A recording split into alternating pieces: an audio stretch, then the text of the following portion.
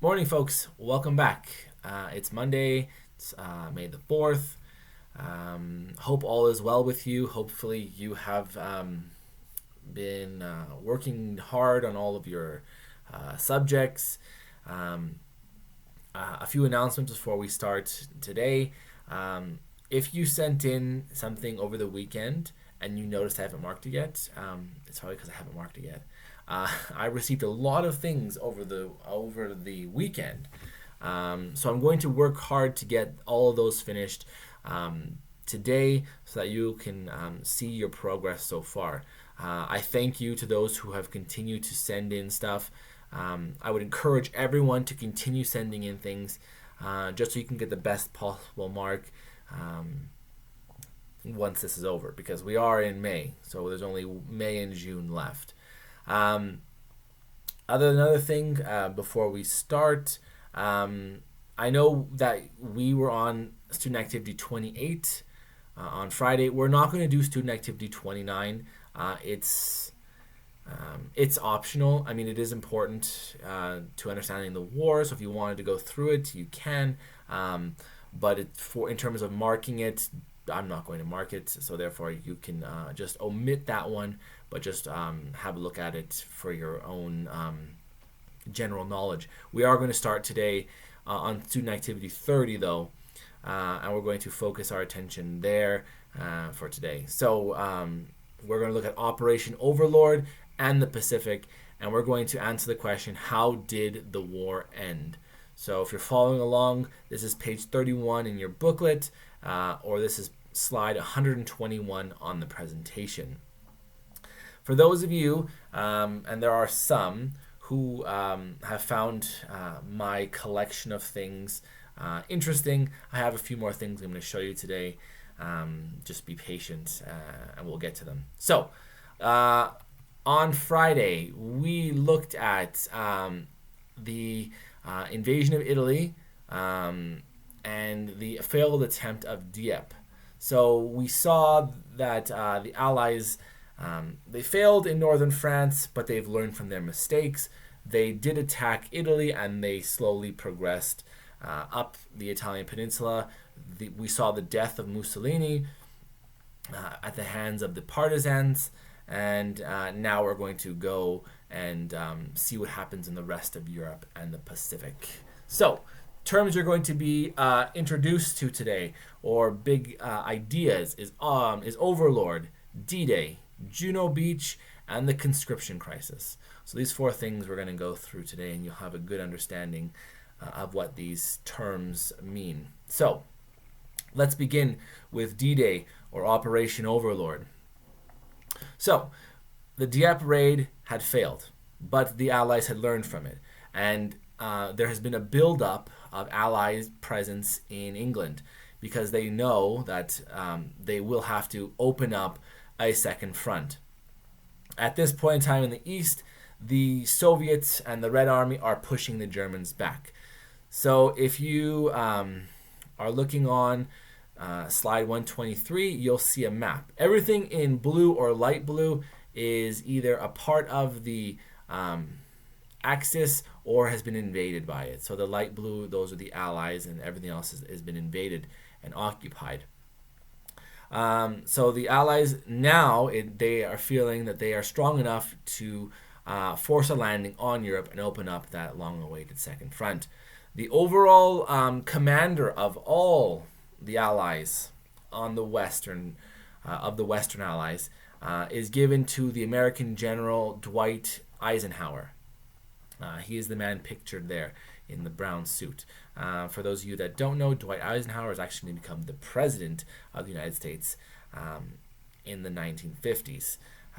So that's pretty interesting. A little life story about him.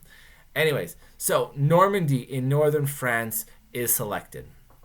There were other options, but the more obvious option, it was too heavily defended, because the Germans had realized that it was probably going to be the option that the British were going to take. But Normandy is chosen, and they will do kind of what they did in the Italian campaign, where they will send messages and trick the Germans into believing they're actually going to go for another one, and that a fake attack is going to happen in Normandy. But it's another clever trick.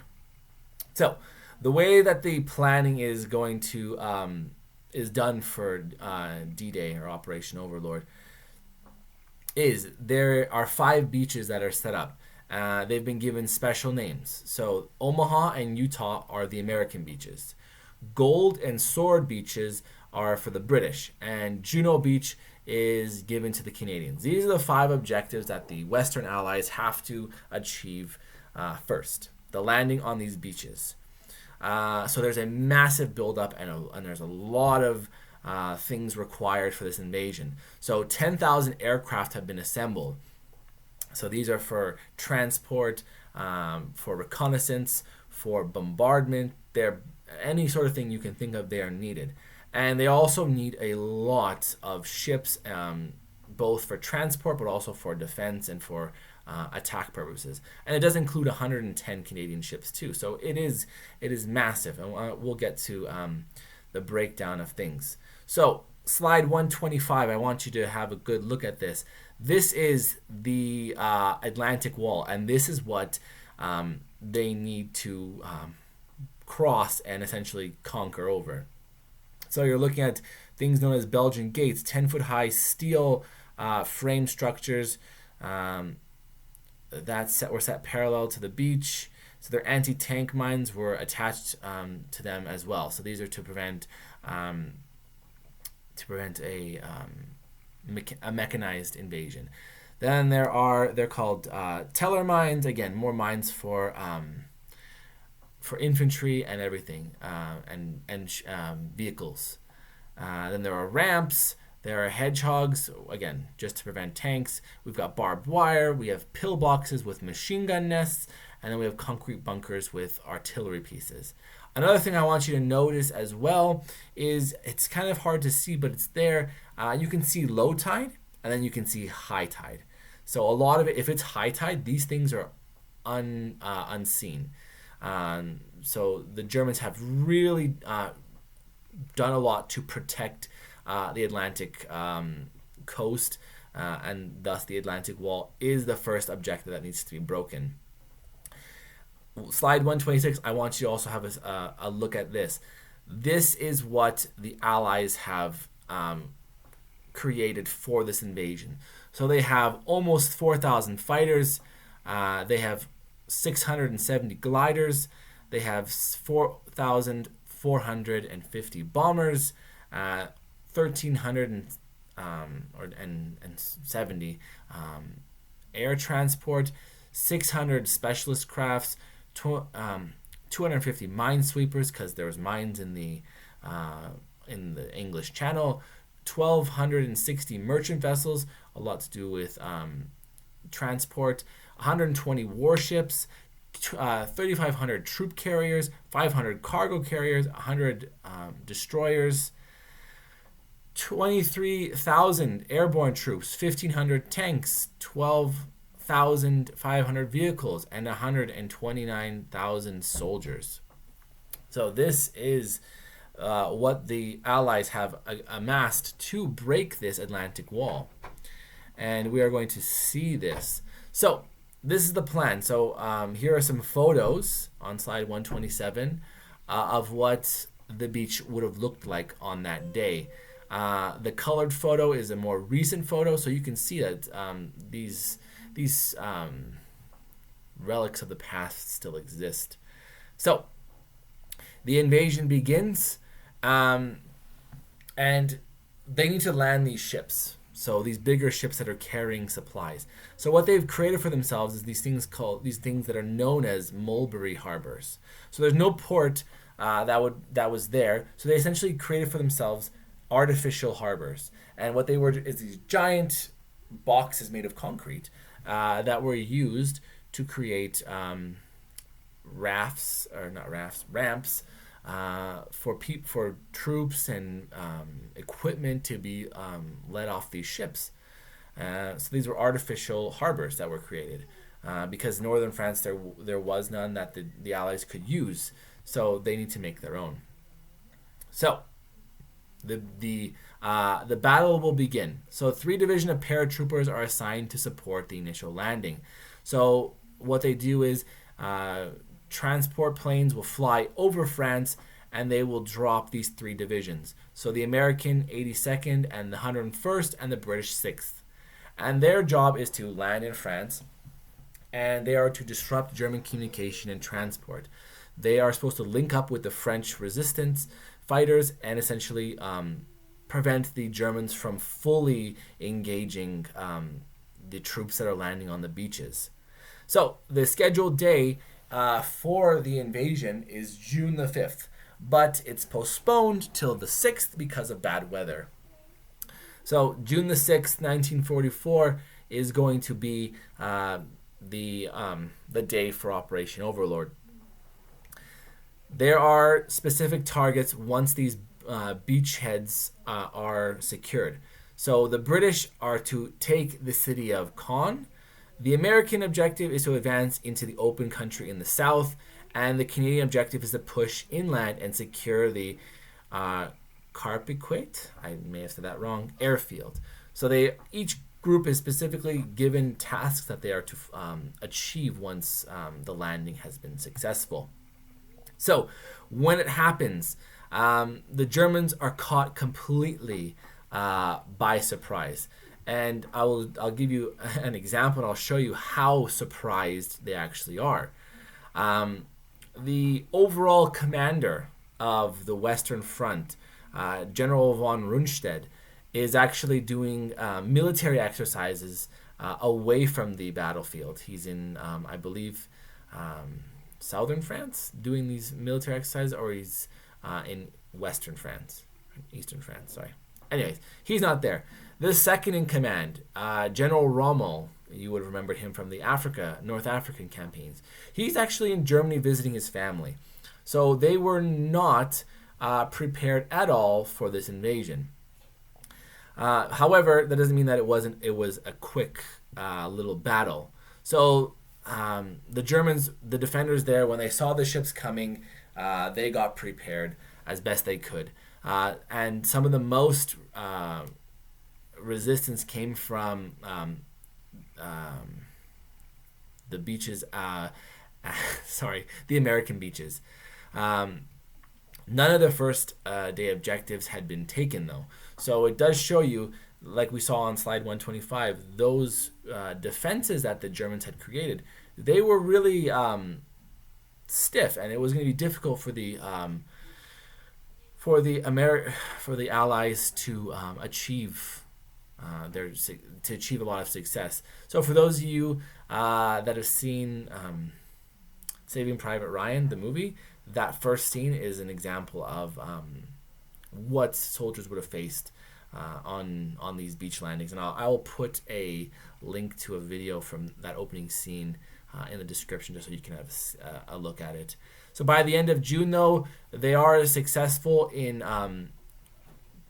overpowering the German defenses on these beaches, and by July, 500,000 Allied soldiers have now landed in France. So the second front has been successfully opened. On slide 131, there is a picture on the left. You can see Allied soldiers in northern France.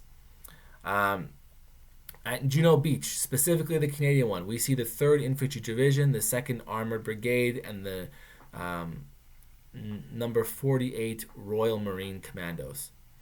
We are looking at casualties of 340 dead, 474 wounded, and 47 captured. Overall, D-Day, there was 9 divisions, 156,000 soldiers. We're looking at about 10,000 casualties, 4,414 dead, and 185 Sherman tanks destroyed. The Canadians are also in charge of repelling a German counterattack by the SS Hitler Jungen Panzer Division. A fanatical elite division of the German army attacks the Canadian division, and they are barely able to hold and prevent the German counterattack. So this is the Germans, again, they were caught off guard at the beginning, but they start to get into their stride, and they are trying their best to repel the Allies. But one thing that we must remember is that at this time at the war, the Allies have a very overwhelming authority in the air. So they do use that to its fullest. On slide 135, there's a video here, the critical moment in history, D-Day, the D-Day invasion. So give that a watch. It's only 4 minutes long. The British objective of taking the city of Caen in northern France. So the Canadians are able to secure the airfield and prevent a German counterattack, and now they are going to help the British in the invasion of Caen, because it is a very crucial city in northern France. It takes 3 separate attacks to take the city. Every time the Germans had repelled the British and Canadians, but it's eventually taken in July. So we're starting to see northern France the Allies start to spread out in France, meeting resistance by the Germans, yes. However, not enough to push them back or to halt the progress a whole lot. There is some halting of progress, but it's still the Allies push on. So let's take a second here to focus on the Canadian Army in Europe, because this is going to lead into something later in the video. We'll talk about it with the conscription crisis. So the 1st Canadian Army is active, and it includes Canadians, Polish, and British units. They're assigned to move north along the coast and to enter Dieppe after a German withdrawal. So they are able to secure Dieppe, and then their job is to move into what are known as the Low Countries. So these are places like Luxembourg, Belgium, and the Netherlands. And then they are going to be reinforced by Canadian units that are coming from the Italian campaign. So Italy has been secured by the Allies, so they are going to transfer some troops over into France to help push into Germany. So one of the strategic places that the Allies need to take is in Belgium, and it's the city of Antwerp. The reason that it is really important is because all across northern France, wherever the Allies have conquered over a city that was taken by the Germans have destroyed the harbor. They have destroyed any places where ships can come in and land supplies, because the supply lines are all coming from Normandy. So imagine they're having to go across all northern France with supplies. The city of Antwerp, though, the port is largely intact, and the Germans haven't destroyed it. So the Allies will take Antwerp because of this port, and it'll allow supplies to come into Europe at a much quicker rate than having them to come through Normandy and make their way up into Belgium. So the Canadians their job is to clear areas still held by the Germans. It's a difficult job of cleaning out the area, and it doesn't fully get. They don't fully push out the Germans until mid-November. So while that's been going on, the Canadian Army has liberated much of southern Holland in the process. So in the south of the Netherlands, the Canadians have done a really good job of liberating the country from the Germans. So on slide 139, there are 2 pictures here of troop landings in Antwerp. So, like I said, we talked about the Canadian Army involvement in battles in northern France, in Holland, and in Belgium. Back over the Atlantic in Canada, we see a conscription crisis, the same kind of crisis we saw in World War I. So Mackenzie King, that is our Prime Minister at the moment. If you're curious what he looks like, he's the guy on the $50 bill. He fears another crisis in Canada from the beginning of the war. So he was afraid that if it needed to happen, this sort of conscription, that there was going to be the same sort of resistance that we saw in the First World War. So at the beginning, King promises no conscription in his 1940 federal election. but we hadn't really seen a whole lot of action in Europe. So by 1940, we see the defeat of France. So a limited conscription law is passed only for domestic defense. So in 1940 he promises no conscription. 1940 we also see the defeat of France, so they kind of loosen that, but it's not to go overseas. It's just for home defense only. Americans, however, begin conscripting immediately. Many in Canada ask for the same. So they saw that the Americans were really eager to get involved. So many in Canada wanted to do the same thing. In 1942, they have essentially a vote. Do we want conscription? 80% of English Canadians vote yes. 72% of French Canadians say no. So limited conscription is introduced in 1944. Large-scale conscription proved to be unnecessary. However, because by 1944 we see the British, the Americans, the Soviets, these massive armies, that essentially the Canadians can have a smaller force but still be a huge impact to the Allied cause. But that was just a brief thing. It wasn't as eventful as, say, what happened in World War One. Back to Europe now. We've seen northern France and basically all of France be liberated. Belgium, the Netherlands, Luxembourg, liberated as well. Now we're on the border of Germany. So now we see the crossing of the Rhine. The Rhine is the Rhine River, and into Germany we go. So the Allies begin the slow drive into Germany. We have crossed the border. The American, British, Canadians from the west, and the Soviets in the east. The Soviets are going to be the first to reach Berlin in March 1945. A little bit of a personal history here. My wife, both of her grandfathers were actually a part of the first units that actually entered Berlin. So their job was to pave the way for the rest of the Red Army to come in. The Allies demand an unconditional surrender. However, Germany kept fighting until May.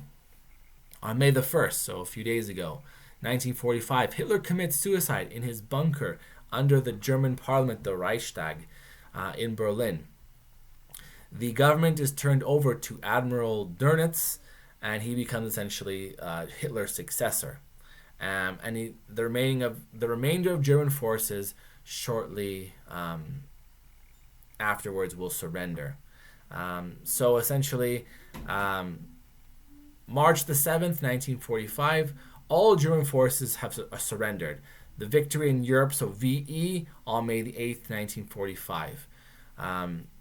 The war with Germany is over, and now we can see it's over in Europe. It's victory has been achieved. So, a few things I just wanted to show you, just a part of my collection. So this is a medal that was awarded to all of the Red Army soldiers who were involved in the taking over of Berlin. So on the back here you can see it says May the 2nd, 1945. So that would have been given to anyone involved in the battle. This here is the order of the Great Patriotic Wars. That's the name of the war that was the Soviets had called it. This was given to any Soviet soldier that fought in the war. This is a decoration, the Order of the Red Star, that was given to any soldier who fought in the war that did something exemplary. This here is the British equivalent of for any soldier that fought in the Second World War.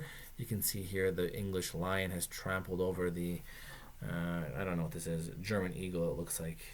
And then this is just also something to look at. This is a German Iron Cross from the Second World War as well. So this would have been awarded to soldiers who showed acts of bravery. So a lot of cool things that I've accumulated over the years. But anyways, the war in the East, or the war in Europe, is over. However, we do still have a war going on, and that is the war in the Pacific, because the Japanese have not yet been defeated. So let's turn our attention to the East and the Pacific. We're going to talk for a second here about the Battle of Midway. This is the turning point in the Pacific, because Japan loses 4 aircraft carriers. And after its loss of those 4 aircraft carriers, it is 100% on the defense. Aircraft carriers in the Pacific were an offensive weapon. Once those are gone, the Japanese can only be on the defensive. So I don't know if you remember last week, I talked about 3 battles that turned the war in favor of the Allies. So we talked about the Battle of Stalingrad, we talked about El Alamein, and I put a video in the description of last video on Friday about the Battle of El Alamein. The Battle of Midway is the third battle that turns the war in the favor of the Allies.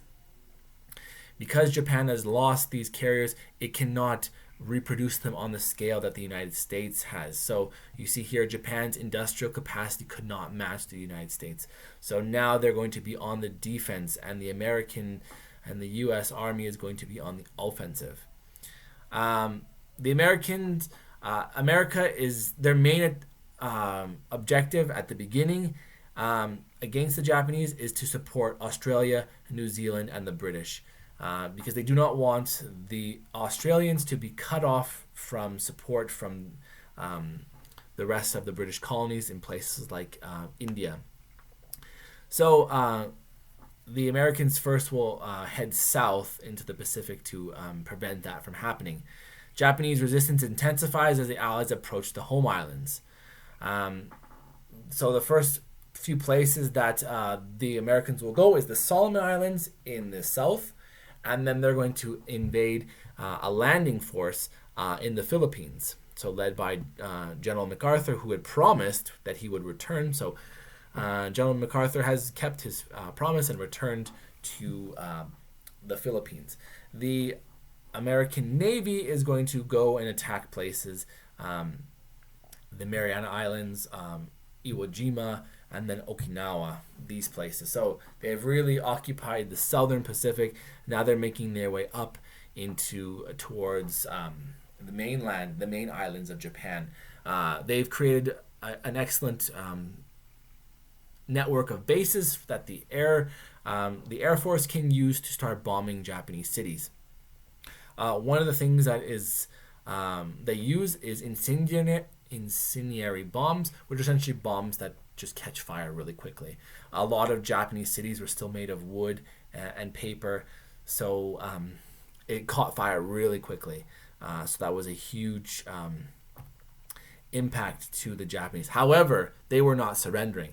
Whenever they would meet a Japanese army, they would not surrender. There are stories of Japanese soldiers on crutches running towards the American lines with things like knives and swords, just to do a last-ditch suicide attack, because the Japanese believed that to surrender was the most dishonorable thing. So to die in battle was honorable, and it was done in support of the emperor. So we do see that with ground forces, and we do see that in the air as well with the kamikazes. If you know what those are essentially pilots would crash their planes into U.S. naval ships. Anyways, so the Americans are realizing that the Japanese will not surrender, and even taking the smallest islands have amounted in thousands of American casualties. So the United States president at the end of the war, President Truman, just a side note, FDR had died during the war. President Truman, he's decided to use a new weapon that was being developed throughout the war. And this is the atomic bomb. So you see 2 bombs here. Little Boy is a uranium bomb, and Fat Boy is a plutonium bomb. Fat Boy is a much deadlier weapon. And these are dropped on Hiroshima and Nagasaki, completely destroying these cities, we're talking at minimum 50,000 civilians are vaporized, not just killed, but vaporized. And if you're really interested, and this is a side, a little bit of a darker history, you can look at things it's on the internet, obviously, known as the Hiroshima shadows. And essentially what they are is, if you look at them, they are the shadows of people, but it's not the shadow, it's actually what's left of the person. So it completely evaporated them, and their whatever remained of them scattered across whatever is there. So we're talking walls and buildings and things like that. It's very eerie to look at, but it's also super fascinating. At least I thought so. So after these two bombs are dropped, Japan obviously surrenders unconditionally. And the Americans agree to let the emperor remain as the head of state. The U.S. president said if they don't surrender, we will continue to drop these sort of weapons on Japan. So obviously the Japanese, they surrender. So I just want you to see, these are photos on slide 146. These are what it looks like after the bombs are dropped. So that point in the middle is ground zero, and you can see everything around it is completely wiped out. It is massive. I'll put in the description what a nuclear explosion looks like, just so you can get an understanding of this, just the power of these sort of weapons and the deadliness that comes. Because it's not only the blast that kills you, but it's also the radiation that comes out afterwards, and it affects people for many, many years afterwards. But anyways, on slide 147, you can see a news clip reading there, the war is over, Japan has surrendered. The picture on the left is the Japanese civilian government signing the end of the war. So that is it for the lecture. Now we'll look at the summary. How did the war end? Well, the war in the West, or the war in Europe, ended when both the East and West met in Germany. The Russians were there to enter Berlin first, but it was a joint effort on two fronts that eventually too much pressure on the German army, and they are forced to surrender. It helps because Hitler commits suicide, and the fanatical aspect of Germany is kind of dead. An interesting fact is that the German army, an army usually is loyal to a country. When they swear an oath on allegiance, it's to a country. In World War II, they actually swear allegiance to Adolf Hitler. So when he's dead, it kind of helps a lot of them be okay with the idea of surrendering, because their oath has been fulfilled, and Hitler has actually died. So that is how the war ends in the Pacific. In Europe, the war ends in the Pacific, really, because after Midway, the Japanese are on the defense. The Americans overwhelmingly are overpowering the Japanese just because of their size and their resources and the weaponry that they're using. However, the Japanese are really stiff resistance, and the Americans do suffer tremendous casualties in places like Iwo Jima and Okinawa. And that is what creates the necessity in the American eyes for the creation of the atomic bomb and the use of it on Hiroshima and Nagasaki. After the bombs are dropped, the Japanese surrender because they've seen the destructive capability of these two weapons, and they fear its use again on larger cities like, say, Tokyo. So that is how the war ends. We will see what happens afterwards in the video on Wednesday. So that is it for today. That is it for the war. I would really encourage you, if you do have access to Netflix, to watch World War II in color. It does a really good job of explaining the entire war, and it's in color, so it's really cool. But if you don't, it's totally fine. Well, anyways, that's it for today. Keep working on your booklets. You do not have to do student activity number 29. If you do, good on you. If you don't, that's totally fine. I'm not marking it. Continue doing that and send it in. Continue sending things in from past units as well. And that's it. The offer still stands though for those of you that want extra help. I will, if you want, we can set up a time to do a one-on-one or a group chat, just so that I can help you out a little bit more. If there's nothing else, please email me with your questions or comment them, and I will see you on Wednesday.